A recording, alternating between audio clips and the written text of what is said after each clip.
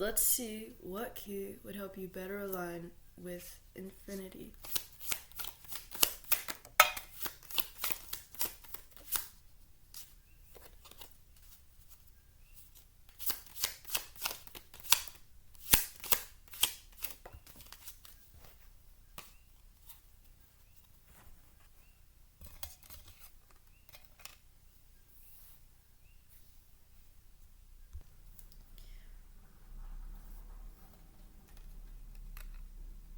Our brains can only comprehend 99.9% of this reality. Therefore, our perception of reality is what creates our reality. Our state of consciousness is how we wield our perception, is how we steer our perception, is through steering our state of consciousness. Now, our state of consciousness is directly influenced by our emotional state of being, our intellectual state of being, and our spiritual state of being. They're all kind of the same thing in a roundabout way, but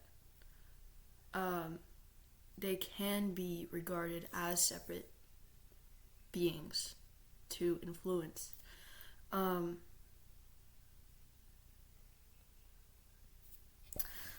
This is your card.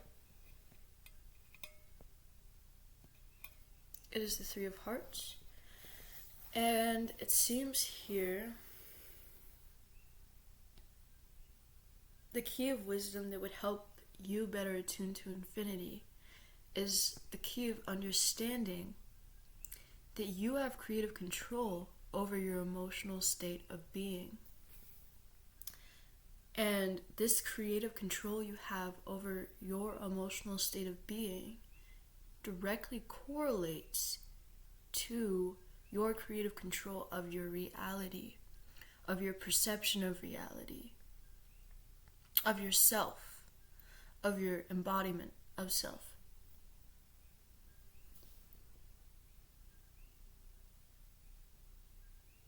Anger, it can fuel a revolution or it can fuel a war.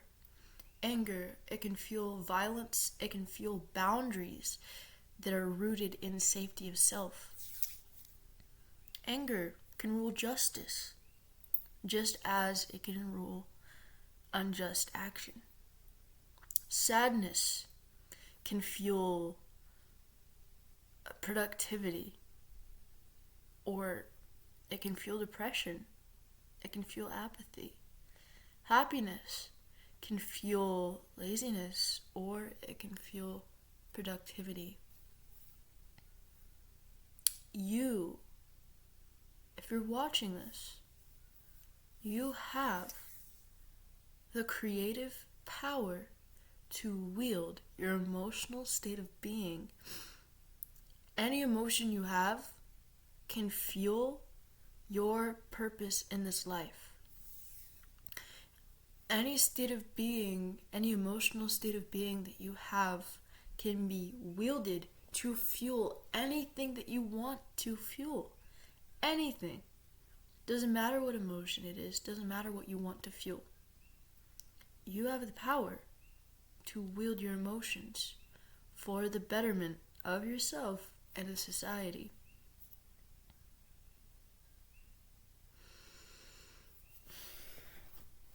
Something I feel called to say though, in order for you to wield a weapon, you must first be present with it.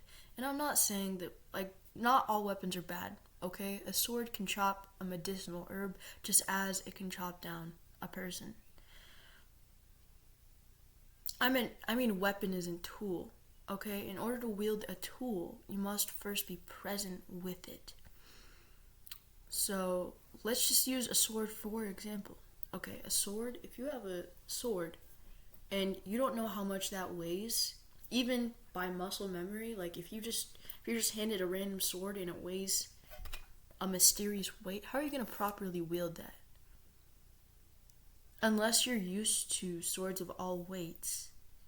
I mean, even then, you still have to know what you're working with. A bow and arrow, for example. If you're working with an arrow that's heavier than you imagine, you're not going to be able to hit the target. So you must first get comfortable with being present with your tool, with your weapon, with your emotions. Okay, in order to properly wield them, you must first have a certain level of presence and acceptance for them.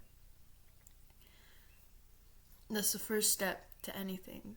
That's another thing too. The first step in changing anything is first accepting what already is.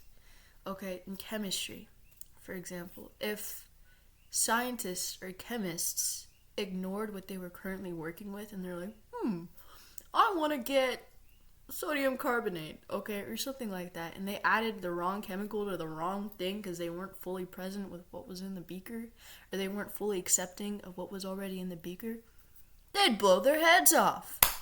So chemists, okay, they have to look what's already in the beaker. They have to be like, okay, we have some calcium in the beaker right now, so I should add some of this and some of this, okay? So even chemists have to be present with what's already there in order to react a chemical or an act. Okay. Even chemists have to be fully present with what's there to enact a chemical change. Even a chemical change. Okay? You must first be present with what's already there. And even then you have to be fully present with what's in the compound. Otherwise, you can literally blow your head off or poison the entire planet. Okay? Alright? And people in power that misuse their power are essentially people that just weren't fully present with their emotional state of beings, so they didn't know how to properly wield it. Alright? That's... A bad leader is just a leader who's not fully present with themselves. Okay. Yeah, that's your key. It's your key of understanding to help you better connect with infinity. Blessed be.